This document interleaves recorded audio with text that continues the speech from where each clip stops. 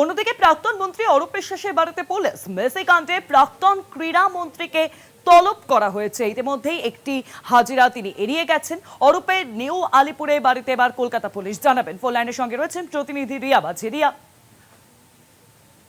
তোমায় জানিয়ে রাখবো যে অরূপ বিশ্বাসের বাড়িতে এবার নিউ আলিপুর থানার পুলিশ বলে এমনটাই জানা যাচ্ছে যে ইতিমধ্যেই নিউ আলিপুর থানার পুলিশ তারা পৌঁছে গিয়েছে অরূপ বিশ্বাসের বাড়িতে। মূলত বিধাননগরে যে কেস রয়েছে, যেটা শতদ্রু দত্তের অভিযোগের ভিত্তিতে যে এফআইআর হয়েছে এবং যার কারণে বারবার তলব করা হচ্ছে অরূপ বিশ্বাসকে, এবং আগামীকাল তার তলবের ডেট রয়েছে। আগামীকাল হাজিরা দেওয়ার নির্দেশ দেওয়া হয়েছে।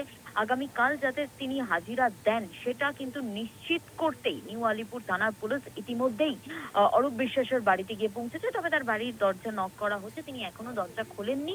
দরজা খুললেই কিন্তু নিউ আলিপুর থানার পুলিশের তরফ থেকে নিশ্চিত করা হবে যাতে আগামীকাল তিনি গিয়ে পৌঁছায় বিধাননগর সাউথ থানাতে।